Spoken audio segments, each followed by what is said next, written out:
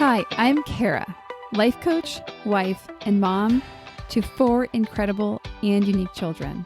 It wasn't all that long ago that my son received a diagnosis that had my world come crashing down. I lacked the ability to see past the circumstances, which felt impossible, and the dreams I once had for my life and family felt destroyed. Fast forward past many years of surviving and not at all thriving, and you'll see a mom who trusts that she can handle anything that comes her way and has access to the power and confidence that once felt so lacking. I created the Special Needs Mom podcast to create connection and community with moms who find themselves feeling trapped and with no one who really understands.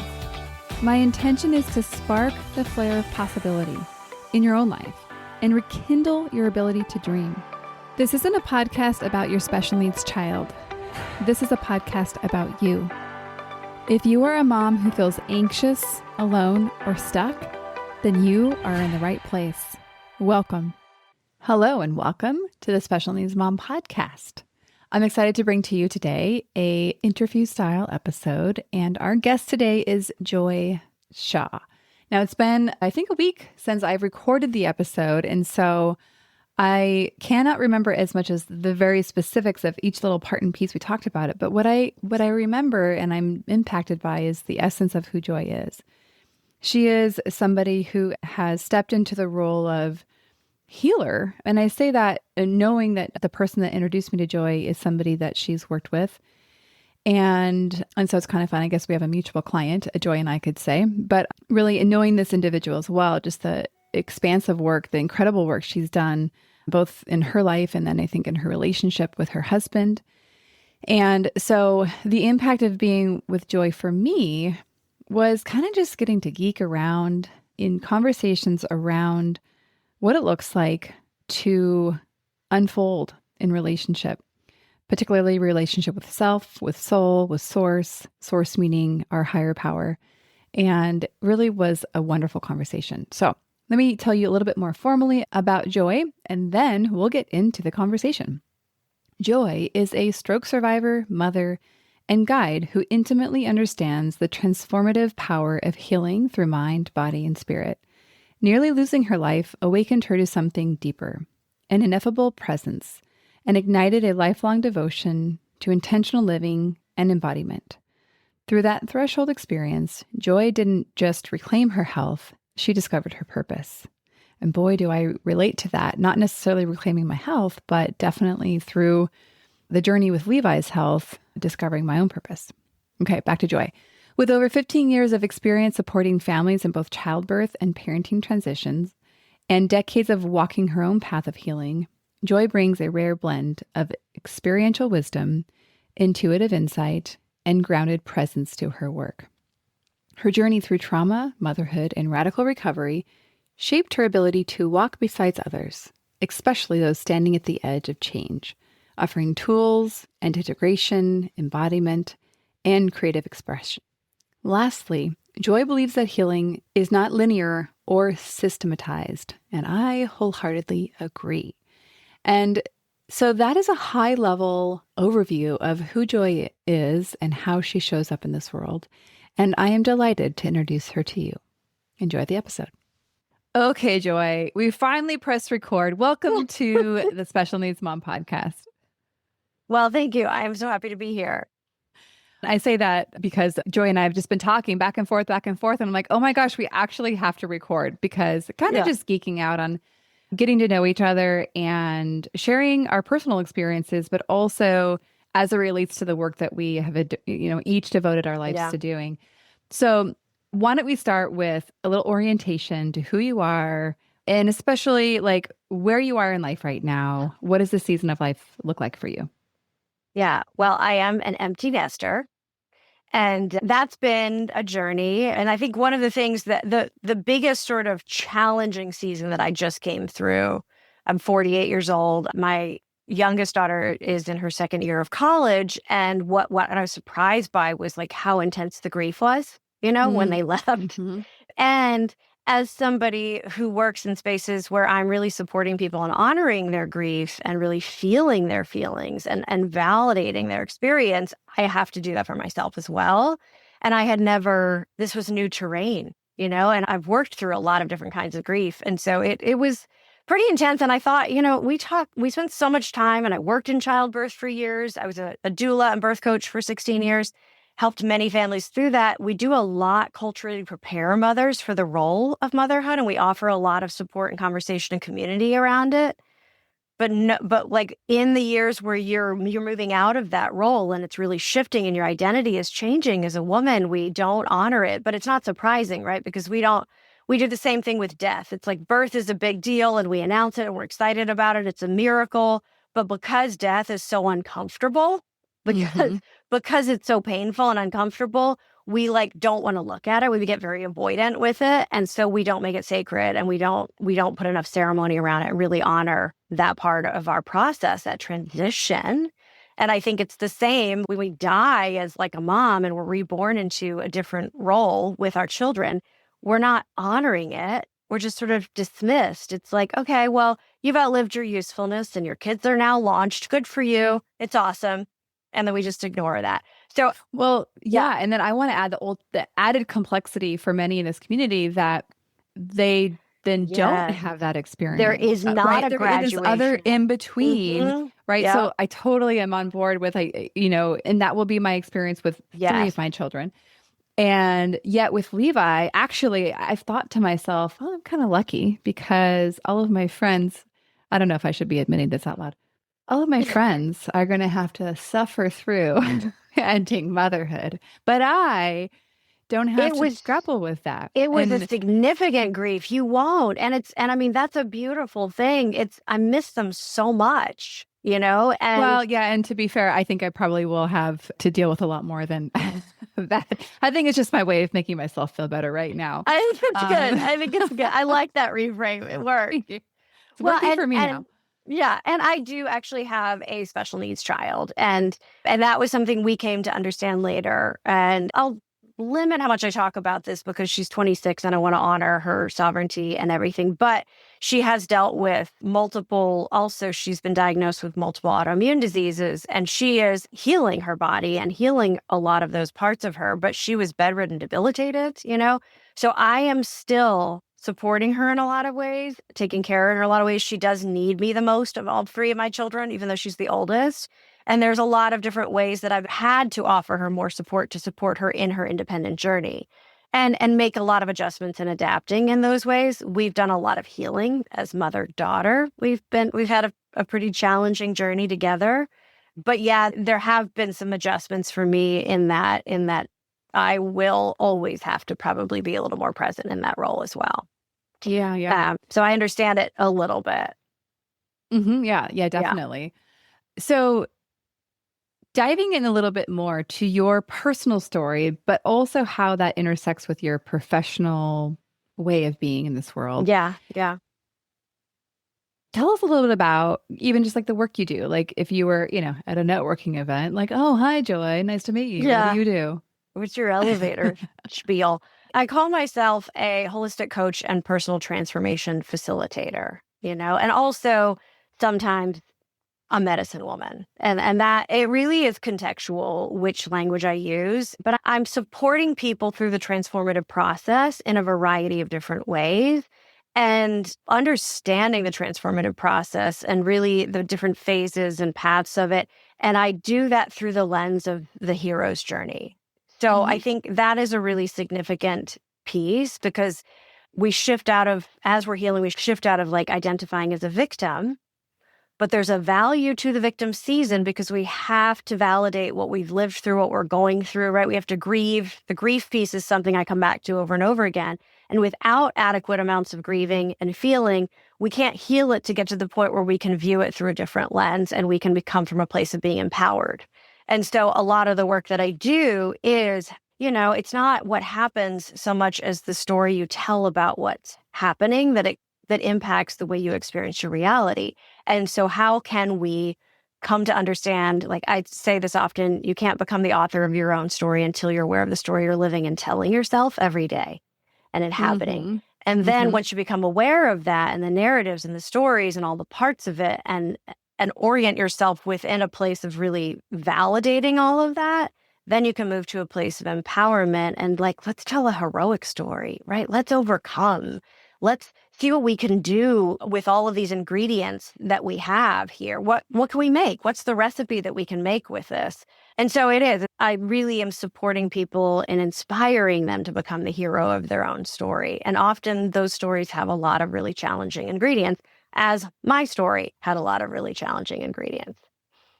Well, on the inside, I'm like clapping and screaming because I'm like, oh my gosh, I think that you've articulated something so actually so important. I really want to highlight it. One, just that shift that one makes from moving from the victim of the experience of their life and story to that empowered, whatever role, person, relationship, however one describes it. But the part that I really want to highlight that what you've shared is without devalidating the victim experience, actually honoring that, healing that, grieving that. Because I think that that's where I think a lot of us just think, okay, we just got to toughen up. We got to like just have a better attitude, add some gratitude in there just to like for safe assurance. And we just minimize it. We end up minimizing the experience. And also dealing with other people's response and reaction to your experience is a big part of that. Huge. Yeah. Yeah. And like, we don't want to make them uncomfortable, right? So we're not going to let them know how hard it is for us. And we don't want to be viewed like we're, a mess or defeated. And so we're just going to sort of be like, no, it's fine. It's fine. I'm fine. Everything's good. Yeah. And a lot of what I do, really, I think if I was going to add another piece to how I describe what my role is, I'm a witness. I get to be a loving witness because we talked earlier about like you have a community coaching program and how we heal in community. A big part of my own healing journey was realizing how much I had done alone, which then made me healthy enough to attract the right community and connect. And I have like all of the women I am close friends with are all dynamic coaches and leaders and authors who have been doing so much work within themselves. And then we get to witness each other. But also I get to be like, even the couple who connected me with you. And when I was working with them intensely, a lot of what I was doing was just validating so much of what they've been through and being like, oh my goodness, like what that must have been like. And this has been your reality. And then just reflecting it back so that they can see themselves through my eyes as somebody who is really honoring what it is that they're doing. And then it helps them see themselves in that way when they've just been coping and minimizing and surviving for so long. And it lands like, whoa, you're right. It's been, oh my goodness, it has been. And for the first time ever, I can say that I didn't know I was going to survive this process, but it was never even an option for me not to because this child needed so much from me. But I'm so tired. And I'm like, yeah, of course you are. This is why. Yeah. And you get to feel that way. And sometimes people just need to be given permission to be human. Well, but it's all, yes, permission. But I think also there is something that is so sacred about having your pain witnessed. Yeah. And that itself is just so healing. And I think that is where, okay, so I want to fast forward to like something I was going to talk about later in the conversation. Yeah. But it has to do with grief. And, you and I were talking a little bit more about grief prior to recording. We should have been recording, but we weren't. But, I talk about grief a lot on the podcast. Out in the world, when I talk about grief, I have people say, just to be clear, moms that have children who have survived cancer and then I talk about grief and they're like, oh, I don't have any of that. And I don't correct them, of course. But I think to myself, oh, I think they don't understand what grief is because I'm pretty sure I would say it would be unlikely for someone to have their child go through cancer without experiencing grief, loss of some kind. Yeah. And so this is a long lead up to the question of why do you think we as a community resist grief so immensely? I think, there's a couple reasons why. I think we're not very good at being uncomfortable. And we have decided that there are good feeling states and bad feeling states. And we have a preference for things that feel good. We have an aversion for things that feel bad, right? And so because we've categorized certain things, and Brene Brown talks a lot about this, which is really great. And she talks about how vulnerability is the birthplace of connection, but also like because we prefer to feel happy and joy and excited and everything, and we don't want to feel sad and anger and everything, we push those things away. But in doing so, we actually block ourselves from being able to access these other states. And most of us didn't have a model. Like we grew up in environments where we had our experience being minimized all the time.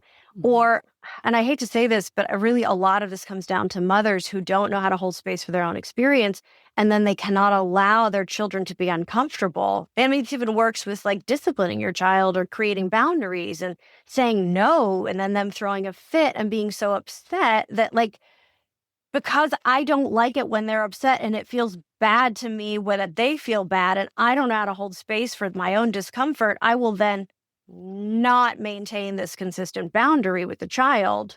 And I think this isn't even an option for parents of special needs children because your kids are going through things that are completely unavoidable. And so you end up being pushed into having to explore those places within yourself as a parent who's parenting this child, because there's no getting away from it. It's like when I was laying in critical care after I had a stroke from a brain aneurysm 16 years ago, and I had a near-death experience, and I spent a week just kind of between life and death in critical care. I could not get away from my pain. It was unavoidable. And even the morphine that they would give me would only last a brief period of time, and then I'd be vomiting from pain again. And it was unbearable. And I wanted to just die to get away from it. But I couldn't because I had to fight to stay alive. And so I had to learn how to be in a state that was intolerable. And it was so valuable for me. But I've also learned in my own healing journey that as I started, taking alcohol out and reintroducing different ways of being or not allowing myself to date, because I definitely had some like love addiction stuff for a while, that I wasn't good at being uncomfortable. And I say this, I've actually talked about this on other podcasts before, where it's like there is a medicine in learning how to stay in these spaces, because we ultimately get to a deeper, more intimate relationship with ourselves, and we get so much information about what we would and wouldn't do. And I think ultimately grief is an important part of empowered living, because it helps us to be like, well, if I would like to minimize the amount of grief that I'm going to have to experience in life. And so I'm going to make choices that are more in alignment with who I want to be, because sometimes the grief I'm experiencing is a consequence of a choice that I made. And sometimes the grief I'm experiencing is completely unavoidable, and I have to be capable of both. But I think grief is the key to making life have meaning and being sacred. And we're afraid to care as much as we do about things. And grief means things matter. Yeah. And I think I'm going to add the complexity of afraid to care that much and to love that much, and afraid of being with the complexity of potentially conflicting emotions, like parents experiencing the profound love for their child alongside profound resentment, hate. I would even say this was not what I envisioned for my motherhood experience.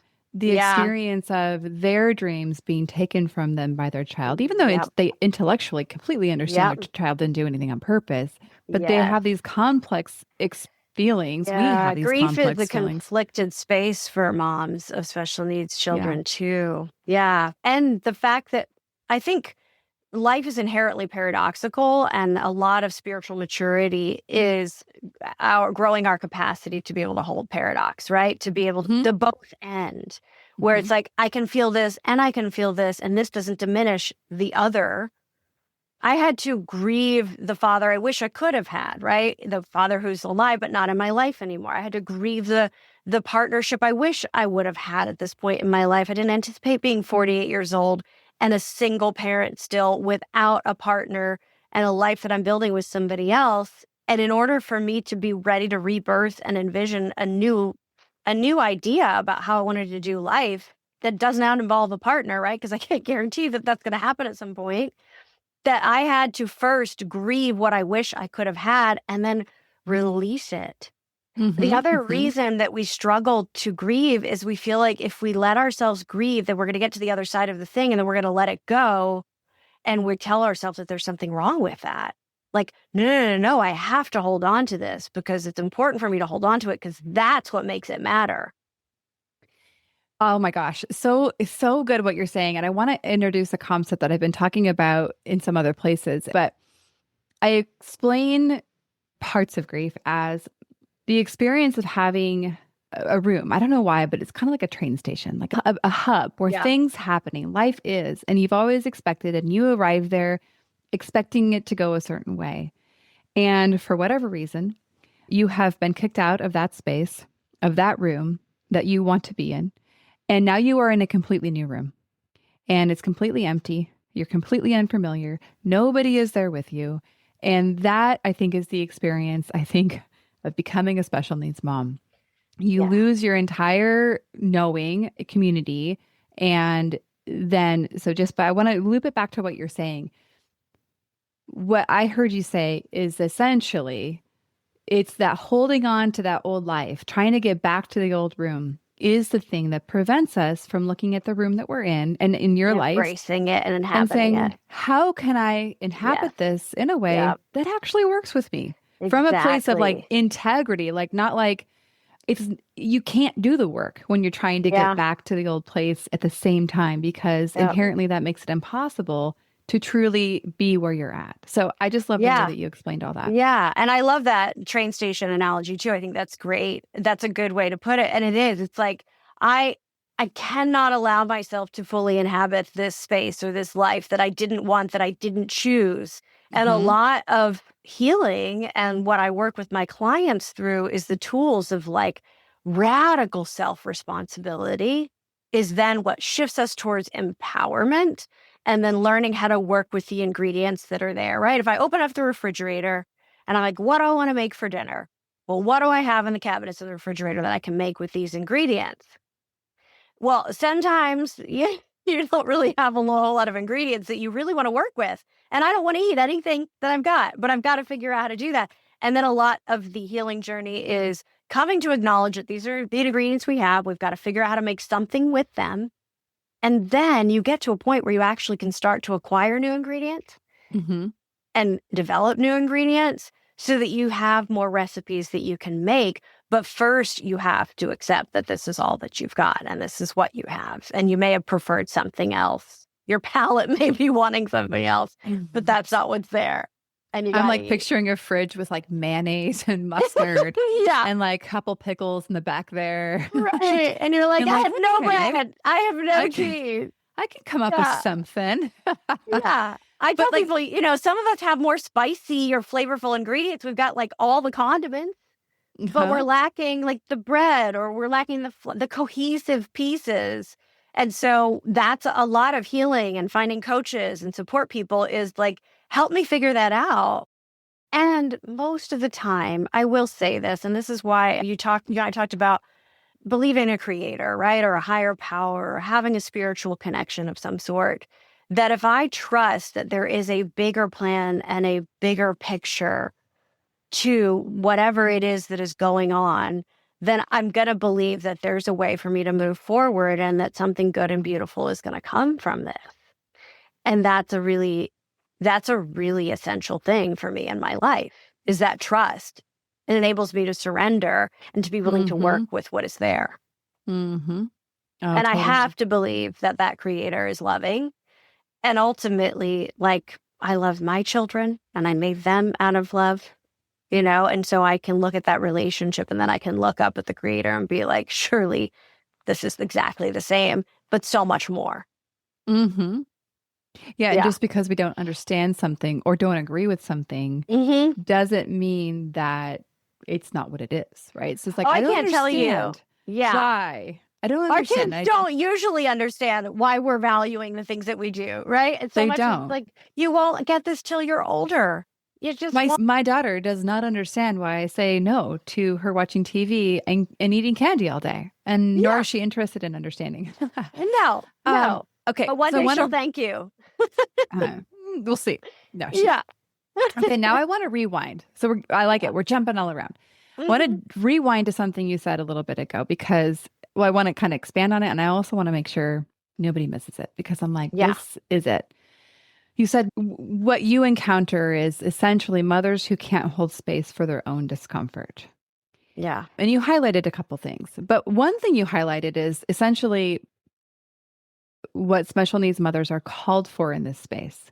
And I talk about this in different spaces that Yeah. I do think that actually one of the gifts I think of being a special needs mom is the extreme things I've had to hold.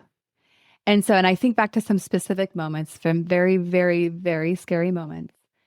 And I think about how hard that was. And after those moments, I remember thinking I could do anything because I just lived through that. And so, so kind of using it as a way of actually acknowledging the profound ability that I have now because I had to. Yeah. And yet, okay, so there's that, right? And so I'm like, on one hand, I'm like, yes, I can hold immense discomfort. I also find, I'd love your take on this or your insight. I also find that there's like a half-life to it. That although, yes, I've lived through that and I can now remember it, I don't always feel like I have that depth and tolerance. Yeah. I feel like I have to relearn it over and over again. So let's actually stop there. I'd love to hear your thoughts on that. You know, it's interesting. I love that question because it reminds me of why I'm a climber. So I started climbing about 4 years ago. I was in Joshua Tree with a friend, a client of mine, and just discovered that I felt so happy, like scrabbling up these rocks. And I thought, maybe this is a thing for me. And so I came back to Nashville and went to the gym, and I didn't know what I was doing. But I knew that while I was climbing, I had never felt more present. You know, I just felt so present. And I know I have a very active mind. And generally, when we've gone through trauma, our brain becomes hyper vigilant and hyperactive to be fixing things all the time. And so you have to learn how to inhabit that kind of psyche and brain and nervous system. And so once I came to understand myself, and this really comes from a lot of self-exploration, self-knowledge, which I think is very important in order for us to know what we need, just like you get to know your kids, to know uniquely what they need. I was like, I think there's a value in this thing for me. And when I first started climbing, I was a beginner. I was not very good at it. My fingers were not strong. You know, now it's like, oh, look, I can I can do like 4 chin-ups. I could never do one in my entire life just from climbing, just from bouldering. I'm not lifting weights or anything. I love doing it. But I also know that as I climb, it has helped reinforce my ability to be resilient, to be patient with a process because I love doing this thing, but for a long time, I was not good at it. And I knew I had to stay consistent and keep building that muscle and coming back over and over again. I think we have this is a thing I work with a lot of my entrepreneur clients on and a lot of creatives. We are creatures of extremes, you know, and we have like some big muscles in that area, but maybe we haven't worked like our triceps, right? Like our muscles of moderation. And in order for us to really consistently have the ability to withstand challenging things for prolonged periods of time, we need to not just have the big, like, oomph, I can lift this one heavy thing this one time, but I also have to be able to do reps consistently and be able to show up consistently. And so when you've been through trauma, you tend to have the capacity for extremes and challenges, but your muscles of moderation are not very strong. And so how do I consciously go into my life recognizing like, what can I do? Where can I find practices that I can build my strength in that way? So then it helps me translate it consistently through the entirety of who it is that I am. And that took time for me to understand. And I was like, didn't really want to do it because again, it was uncomfortable because it meant I was going to have to be patient with the process. And I was going to have to sit in the discomfort before I got to be good at it, before it was easy. And that is not easy. And that is not easy. And the only way I have learned to do that well is I've had to figure out how to love my discomfort. I've had to figure out how to find value in the process and not judge it as needing it to be good or bad. And that's really required me, and this is a big part of what I teach, to shift from being objective-based, right? Fear-based. When we are creating from fear and survival, and we have an objective and it needs to fit that objective, right? Like as a mom of a special needs child, you had an objective. I'm going to become a mom and I have this idea for what my life is going to look like. And it's going to be all of these things. And then you get handed a curveball.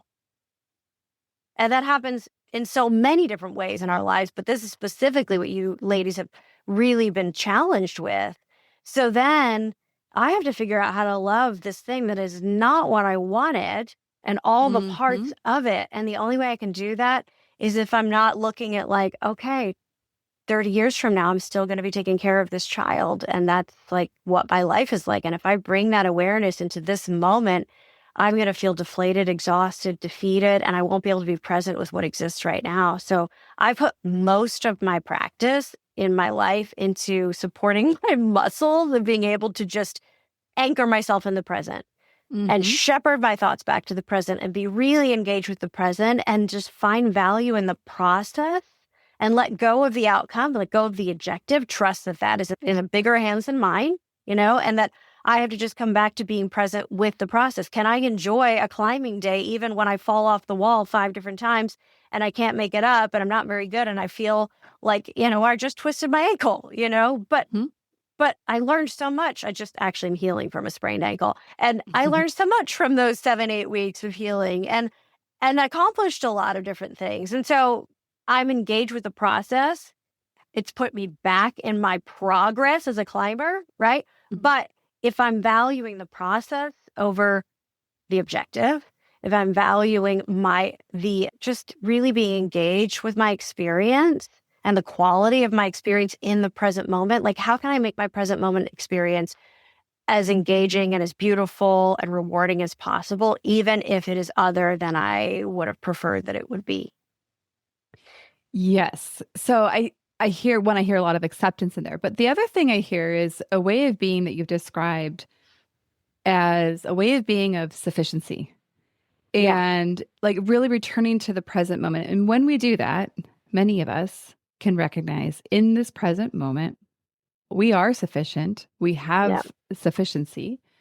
And there's a lot of value to that. But I want to also kind of step back to for the mom that has heard, okay, so I'm a mom who can't hold space for my own discomfort. That's me. I'm the one yelling at my kid to be quiet because I am so dysregulated and I can't be with that. So for the mom who's thinking, well, shit, what do I do now? And is now thinking, I have to go fix that part of myself. And therefore is stepping into relating to themselves as deficient and needing to be fixed. So I wanted to see if you could speak to that. Yeah. This is where the kind of relationship where we have with ourselves really matters. And all of healing is ultimately healing the wounded inner child. All of the journey of like personal development and of evolution is going back and healing the wounds of the child that within us that didn't get what it needed. And even if you didn't have a big T trauma childhood, right? Most of us didn't have an adequate model who knew how to show up for us exactly the way that we needed, and they probably didn't have one before them. I have found this after 2 decades of working and healing that all of healing comes down to like, what issues did you get from your childhood and how are those being triggered in your day-to-day life, whether it's through your relationship or whatever is going on. And so if there is a mother who is feeling this way, which is probably many moms are feeling this way, it's not something most of us naturally have. That is where we can become aware of how we relate to that part of ourselves. I spoke about this recently too, but when I realized I was repeatedly in abusive relationships with men, and I had my own set of issues, so I'm not going to play the victim card, but I allowed them to speak to me and treat me in those different ways because I ultimately was already relating to myself that way. And so the self-love piece, it's talked about a lot and it seems so like easy, but it's the hardest thing I've ever done is learning how to love myself.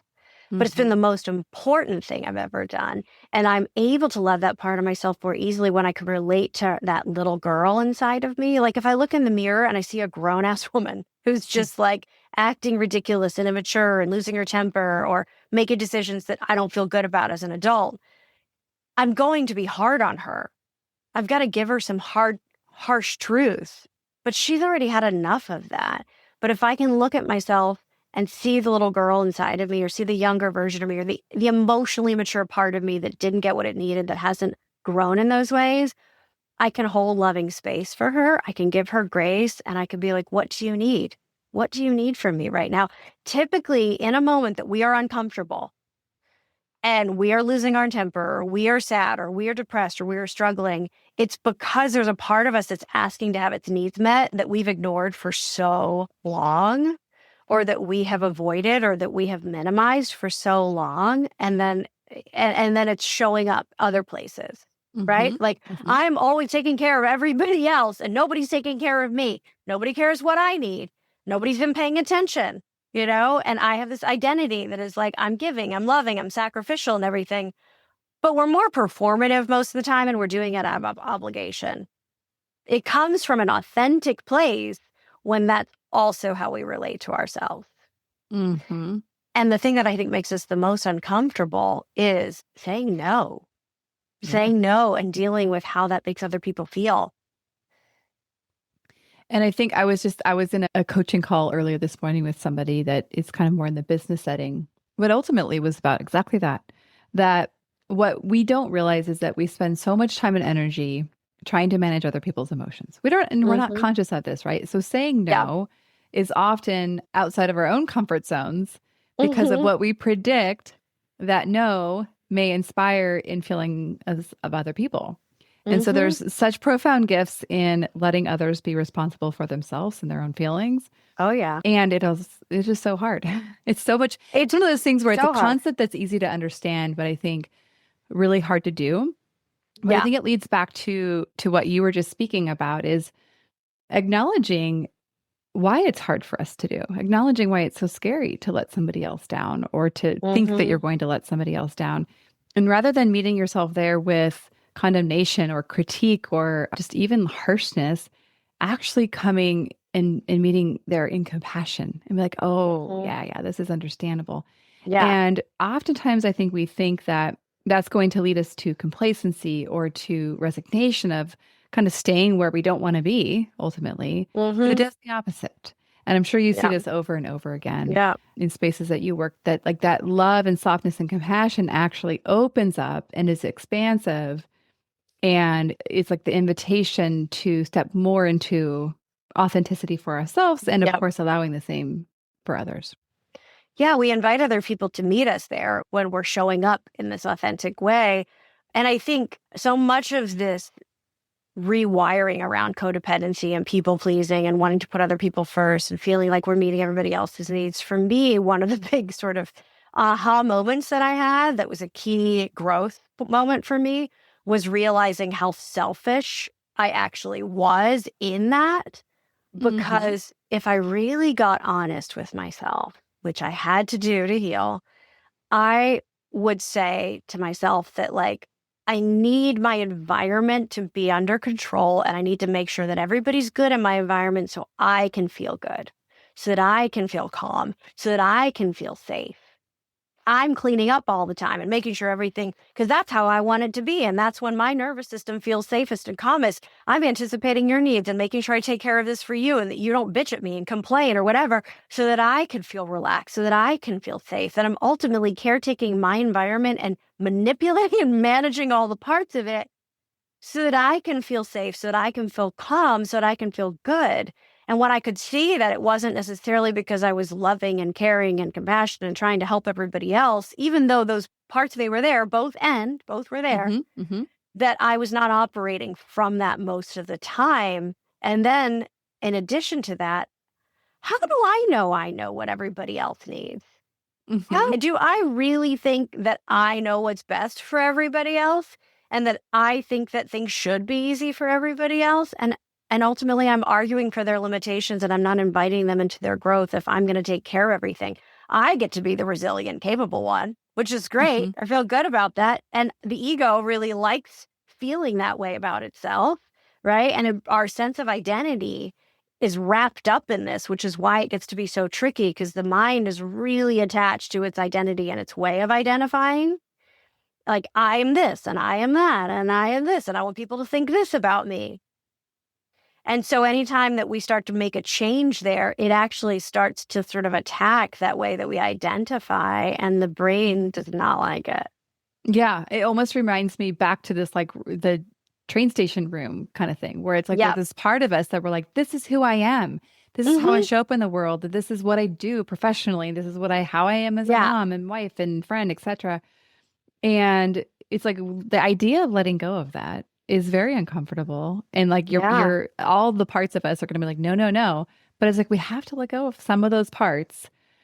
And that ultimately, I think, Yeah. it starts with acceptance, but also Yep. responsibility, owning it, being like, this is how I've related to Yep. myself. And I am the one who can change that if I want to. But it's like jumping over to this new unfamiliar land, which Yeah. is sometimes in most ways, very uncomfortable.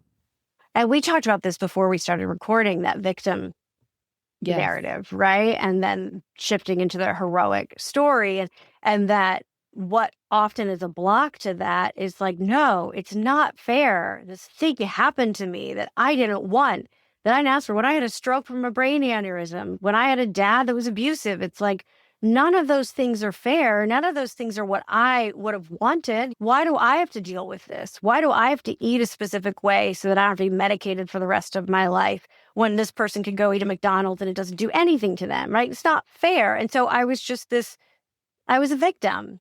And it felt like if I was going to say it was okay that those things had happened to me, Mm-hmm. that I would be invalidating my experience. But part of the reason I had a hard time getting out of that victim narrative is because I wasn't getting that validation from anybody else or from anywhere else in my life. And if I could go back to that, then I could get some kind of attention, some kind of sympathy, some kind of, recognition for what I had been through. I just celebrated, well, I didn't celebrate it. My 16-year stroke anniversary came and went on January 17th, and I forgot about it for the first time ever. And, this thing that I never thought I'd go a day without thinking about. And then like a day or two later, I remembered, oh yeah, I don't identify with it anymore. It's no longer an important part of how I identify. I've evolved past it.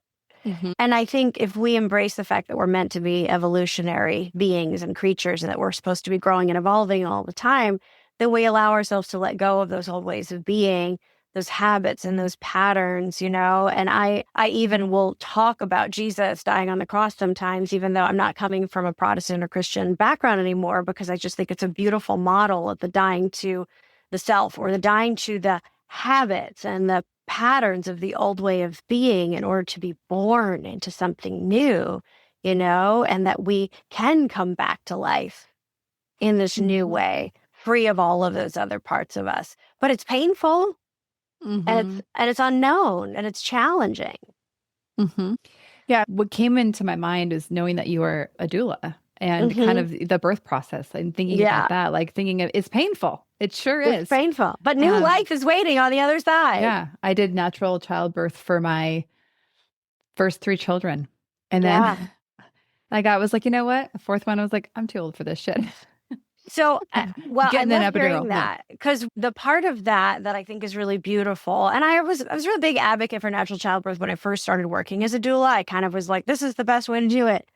Then I found that we're not all made to have that same experience. The goal then is to come from a place of being empowered and making choices that feel like they're your choices that you want to make, that you're not a victim of the process. Yeah, totally. But when we are basically saying to the birth process, like, this pain is too much for me, I don't want to feel it, ultimately the baby is still experiencing the birth process, right? Every contraction is like a squeeze or a hug to force the baby to come down into this pelvic space.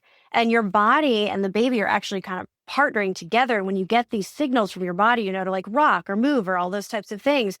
And so I think part of the reason we struggle, women in a modern society, and I'm working on a book around this, just where it's like women have given their power away. And part of our medicalized childbirth, the design of it tends to take it away from them. We don't make empowered choices there in that space. We are victims of a system and things are outside of our control. We don't know what's going on. It's like, come into that space empowered, educated, prepared to make decisions as you go that are going to be the best decisions for you and your process. And hopefully that's natural, but it doesn't mean that it's not great if you don't go natural. But if you don't, there's usually a reason why the better route for you is to go this way. And don't abandon yourself in the process, and don't abandon the baby and the thing that is happening. Be engaged with the process that is happening, and find value in that process, whatever it looks like. And after years of working in that space, I went from being like, oh, I want to give women empowering natural births to I would like to help women become empowered through their birth experience. And that you're going to have the exact experience you need to challenge you, to help give you the initial growth tools that you need to show up for this unique being that's coming to you, this child. And it's going to need very specific things. And it's training ground in one way, shape, or form. And let's view it that way. I love that. It makes me nostalgic for that season. Right. It was so long ago. Yeah, in such a sacred time. Okay, Yeah. so I'm laughing in my head. I'm like, oh, wow. Okay, so we've covered so many different areas. We've gone to and fro and back again. And I loved it. And also, we need to wrap up. So let's see. Where do we want to land? I guess I just want to, check in with you in terms of kind of where we are landing in this conversation. What you would basically leave with the listeners of this podcast based on our conversation today. Well, I will say that I would love it if they have more questions and they would like some support in this space for people to reach out, through my website or my social media platform or whatever. I am actually in the process of, just like you do group coaching, creating more environments. That actually helped get a men's group started here for a lot of the husbands that I work with and the men that I coach, to give them a place to connect, because men tend to have a hard time finding community. And now I'm working on one for women and creating just more virtual platforms and environments and community to be able to offer support through this process. Because whether or not you're the parent of a special needs child, or somebody going through marriage issues, or somebody who has severe trauma, or a combat veteran, which I work with as well, it really, the issues are always the same. And the things that we're all dealing with are always the same. It's just we have different contexts and things that are pushing us into these spaces. I have a couple I worked with who, Nashville had a really terrible tornado hit us some years back. And this couple lost their house in the tornado. They had this awful, frightening moment where they were hiding in the bathroom and everything was almost taken away from them. And they ended up going on 2 of the most difficult years of their life after that, where all of their issues came up and they ended up medicated and therapy and everything. But then they found me and they were referred to me, and we started doing some deep, intensive work together. They will say to you today, that was the single best thing that could have ever happened to them, because it forced them to finally do and now they realigned their business and their work and their relationship, and everything is in this beautiful place that just keeps growing and expanding, because they took the invitation that this contrasting experience provided with them. And that contrast is just a clarifier, and resistance helps us create definition. You go to the gym, you got to lift weights to create definition, right? It's how do I want to meet this moment? How I want to meet this contrasting experience is going to impact how it changes me and whether I can use it to become the hero of my own story. And so if anybody wants that kind of support or wants resources, and I can connect them with other people that would be supportive, and I'm traveling more, so I will be coming out to California again this spring. And I'm in a season where I'm taking what I do and spending time in beautiful places, because that fills my soul and my vessel so I can continue to show up and serve, right? I support, love myself, take amazing care of myself so that I could show up fully present to do that for other people. And I'm doing that for me, being out in nature and getting to have expansive experiences a part of that. So, I'm going to different communities. If you want to bring me to your community to speak and support and offer workshops and retreats, that's where I am. And that's the season of life that I'm in. That's the vision that I've birthed for this next chapter that I'm excited about. And I love getting to meet new people and getting to see how my story can somehow support them with their own. Amazing. And all of your contact information will be on the show notes of this episode, Yes. so people will have resource or access to that. So I want to say thank you so much for sharing yourself with our community today and for being who you are in this world and for the energetic and just amazing conversation today. And we'll look forward So to enjoyed being it. acquainted in the future. We'll see you on the next episode.